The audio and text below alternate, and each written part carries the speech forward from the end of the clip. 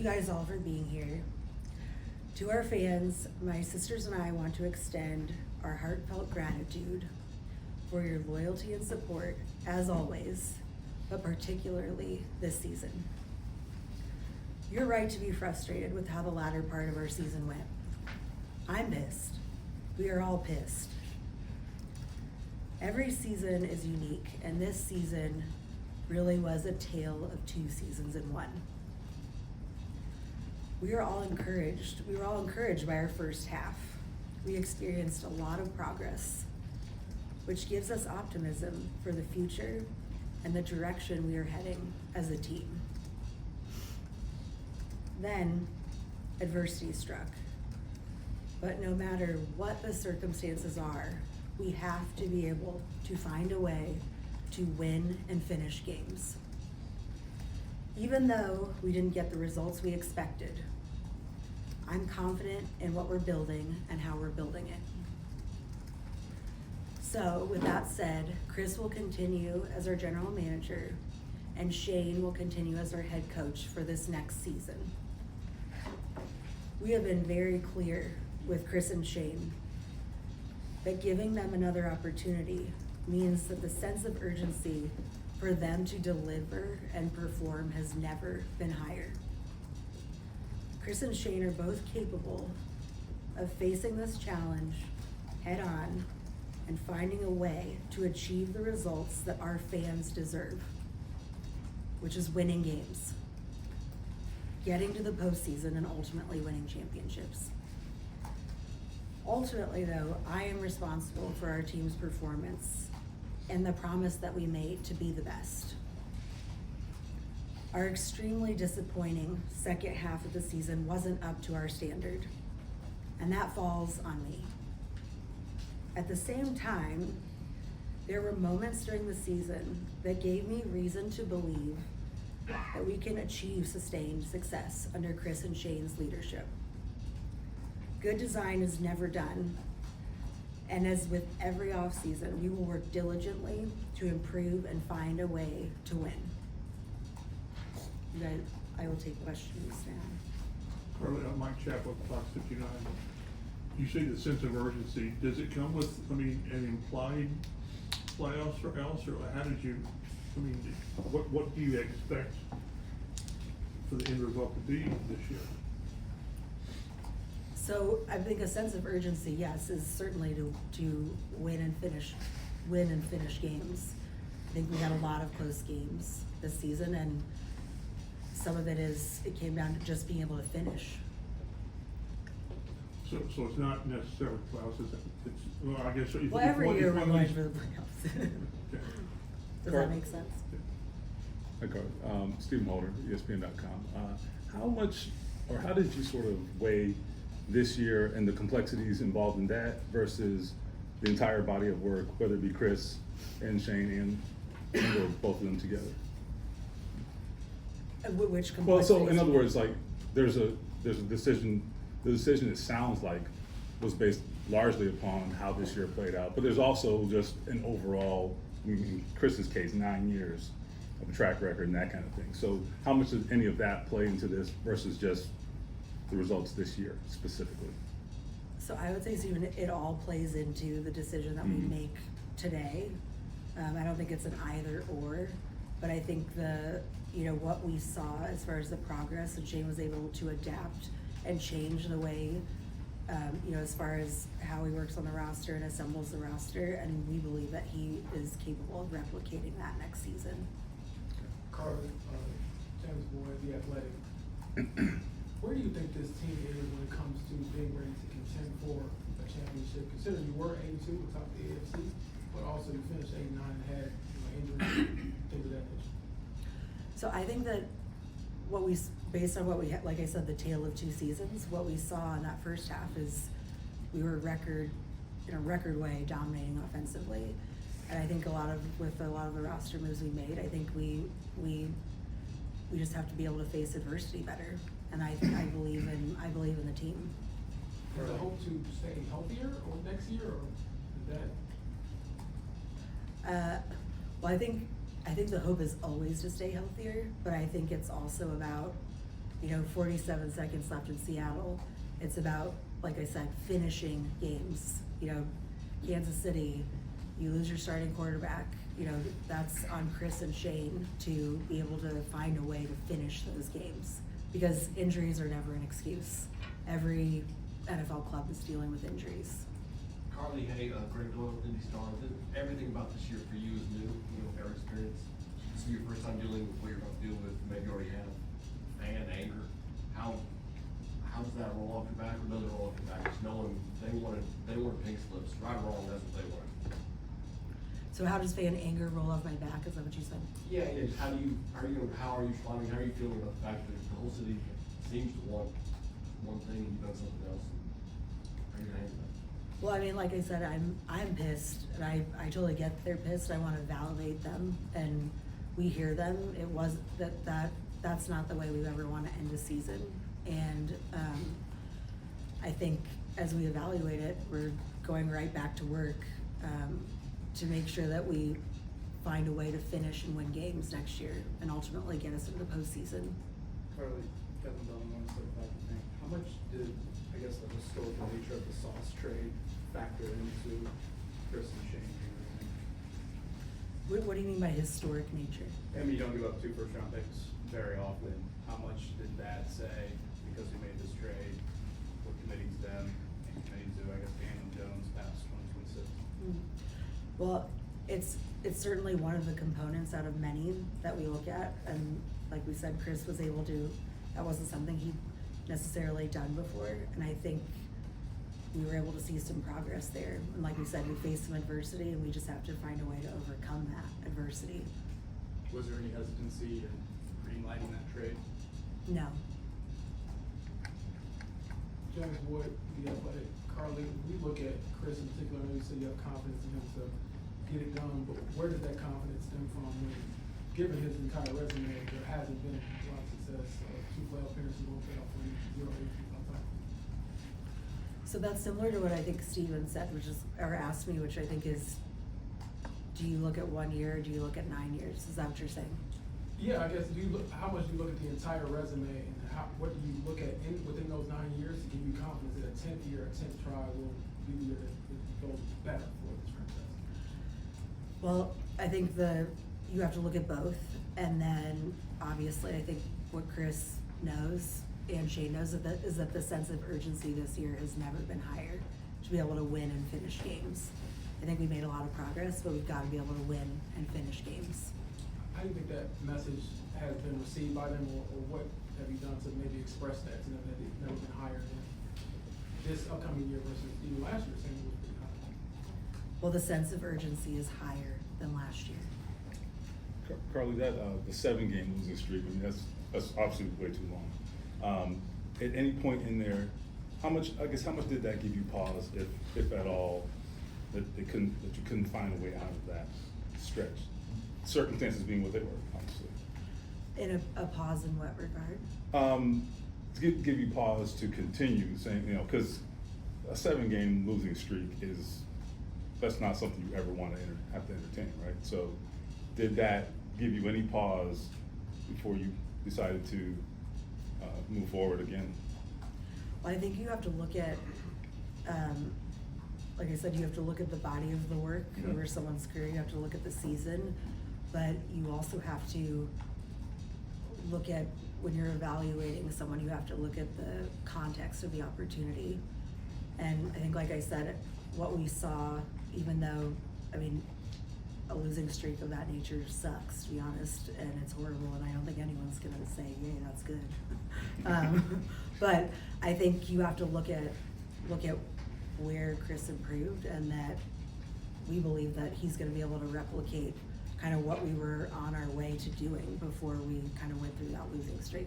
And one thing to elaborate, you've mentioned a couple times Chris's approach, maybe changing approach. He was obviously more aggressive in free agency. Are those the kinds of things you're referring to there? And is that kind of in line with your vision to some degree? Maybe. I don't want to put words in your mouth. No, I mean, I think the biggest one is, the standard hasn't been the standard. The sense of urgency has to be higher, because it has been a good deal of time. And we have to be able to find a way to win and finish games and face adversity better. And certainly there are other, there'll be ongoing discussions with Chris and Shane about what we need to do to adjust and adapt. Joel Erickson, Indianapolis Star. What's your evaluation of the quarterback position? So I would say I'm gonna stay in my lane on evaluating the quarterback position, but I think, that was something that was, I think, a great decision. It's really unfortunate with what happened with Daniel. And what we saw though was really promising, and I think it's up to Chris and Shane what they wanna do. Carlie, it sounds like you did wake up Saturday morning and said, this is what we're gonna do. You've known for quite a while that this was the course you're gonna take? So- With Shane and Chris? So I think we're always evaluating, on a week-to-week basis. I mean, I have a great relationship with both of them, but, you're able to see week to week how things are and are they progressing. And I think we made the decision, last week. But you told them that you guys, you're my guys going forward? Yes. One other question, you talked about the quarterback. Is there a place for Anthony Richardson here? Like I said, I think I'm gonna stay in my lane on that one. Okay. But I feel horrible for Anthony with the injuries that he's had to endure, and I know Chris and Shane are gonna do the right thing. Carlie, Carlie.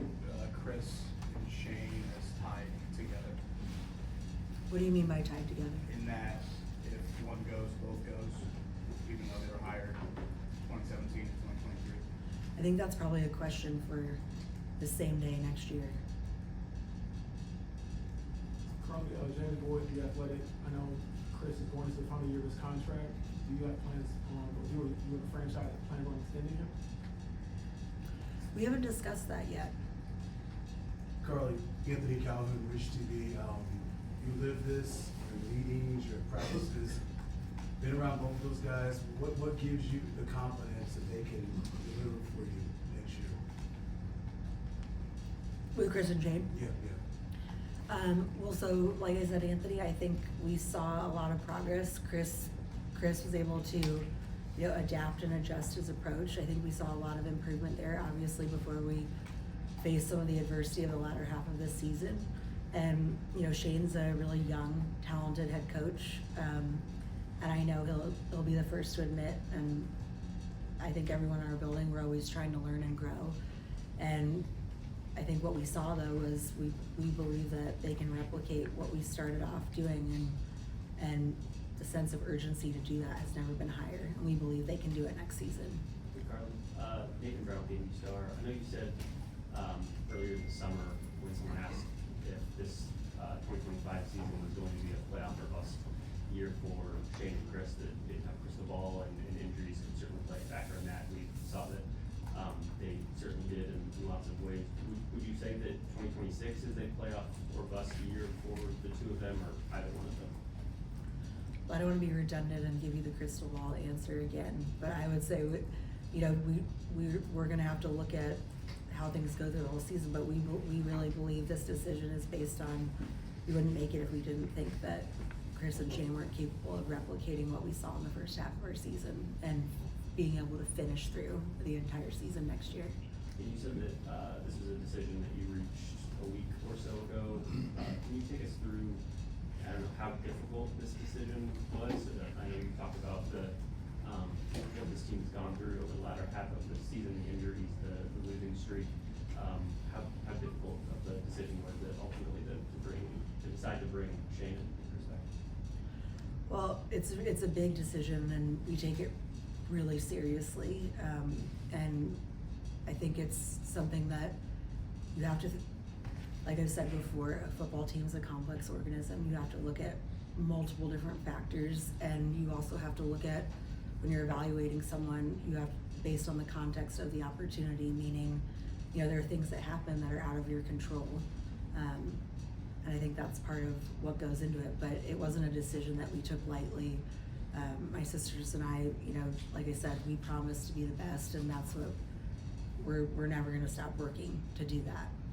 Carlie, Greg Doyle again from the Indy Star. Do you expect, know you'll see changes on the coaching staff, coordinators?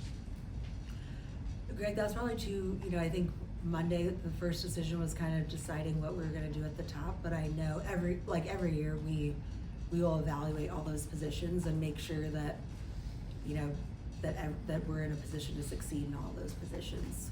You talked about how the important position you and your sisters were mulling this over. Did you ever think about what would Dad do? Did you ever have? Of course. I wondered. I don't know if you have talks with him or whatever, but how does that play into it? Because he thrived on stability until it wasn't proven. How did that work? If it did at all? Well, I think my sister and I feel very blessed to be able to have gone through and see how he handled a lot of these decisions. And ultimately, I think our job is, we have more information than anyone else is gonna have. But I think my dad would always say, regardless of what, you have to make the right decision, that when you know it's right, it's right, and you just that's the direction that you've gotta go. But I'm very grateful, I think, whereas my dad he wasn't fortunate to have siblings that, that you can trust and confide in and really, and discuss and really make sure you're making the right decision. Cause I think you gotta look at all these different perspectives and take those into account too, cause it's a big decision to make. Carlie, you mentioned earlier that, the buck stops with you and your sisters obviously being at the top. We understand, like, you don't take losing any harder now just because, your father is no longer with us, but you become a little more the face of this, right? Have you processed that at all? Like, people who are angry, those people who you said are pissed, well, they're pissed at you in part, right? So, I don't know, is there any processing that comes along with that? Is that different? I don't know. Processing through. No, just like taking that in. I don't know. It's probably a stupid question, but. No, I'll be honest. Yes, that's what I want our fans to know. I hear them. I'm pissed. We're pissed. It's not good enough. It's not up to the standard of what, and it would be, I wish I could hear what my dad would have said. Or tweeted potentially, but, Both. But no, certainly, I think, we have a great culture in place. We have guys that care so much, and our family, like we've continued what our dad's always done. We have great relationships with our players. They played their asses off this year.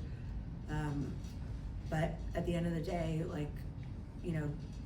our fan, we understand and we want to validate that. And, that's, like I said, the sense of urgency to deliver on what we promised sense of urgency goes for us too. Mm-hmm. It could not be higher. Carlie, did the finances of, if you make a move, you're paying multiple GMs, multiple head coaches, did that play a factor into this at all? We're willing to do whatever we need to do to finish games and win, and to get back to the standard that our franchise should be upholding. Carlie, James Boyd, The Athletic. Why do you think this team has been unable to finish games, not just this season, but in years past? Since the last playoff appearance in 2020, December, January, this team has not won a lot of games. Well, since we're sitting here Monday at the end of the season, I think that's like what I said was, that's Chris and Jane's first priority, is to, evaluate that and lay out for us how they're going to resolve that and be able to finish and win games. Because we know we're capable of that. We saw that in the first half of the season. Carlie, Jay Take a couple more here. Jay Carter, Roundtable Sports. With the sense of urgency to get better now, basically, Daniel Jones, Alec Pierce, both free agents. Is there a level of confidence that you guys can bring them back? I think I know Chris will do what's right for the franchise.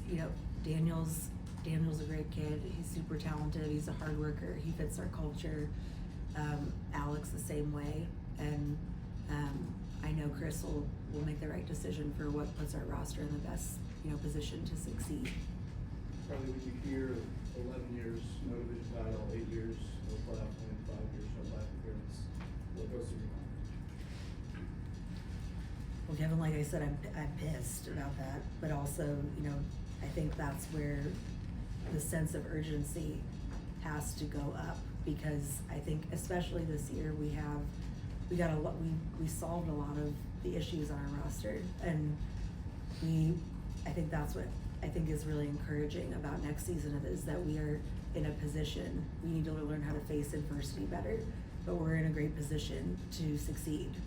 Given those droughts, do you worry about fan apathy at all? I mean, of course, and I don't blame them. I mean, that's a long time, but I'm excited to give them what they deserve next season, to prove that we can deliver on our promise. Carlie, Nathan Brown, Indy Star. You mentioned earlier in your opening statement, you kind of see this season as almost a tale of two seasons, the 8-2 start and then 0-7 finish. By bringing Shane and Chris back, would you say that that you've weighted the good maybe slightly more than the bad, and if that's an accurate way to portray that, why would you say that was the case? I wouldn't necessarily say weighted the good more than the bad. Certainly the bad sticks, if you're gonna go with recency bias, that sticks more in your mind right now. But I think you have to look at the whole body of work and what pieces we were able to put in place. And I think, like I said, we've gotta be able to handle adversity better and still find a way to win, because injuries are never an excuse, not in this league. Carlie, Let's go last one here. James Boyd, the Athletic, I know you mentioned injuries and things of that nature, and the piece of your fine, one of them was Daniel for at least half of the season. I know you said that's a Chris decision, whether he's brought back or not, but what do you think he gave this team, and how much confidence do you have in him if he is the quarterback that you retain? So I think Daniel came in here, you know, he knew he had something to prove, and I think he did a great job. You know, he's a great teammate, building relationships with other players. I think he gave a lot of the players on our team hope that we can, you know, like you guys said, we've had a drought, and we were able to really show that we're able to execute at a high level on the field. I think it was, like I said before, it was promising what he's able to do. Does the Achilles injury make you hesitant at all, just knowing that is a devastating injury, and he has some injury history before that? I don't know if it's appropriate to comment on his injury.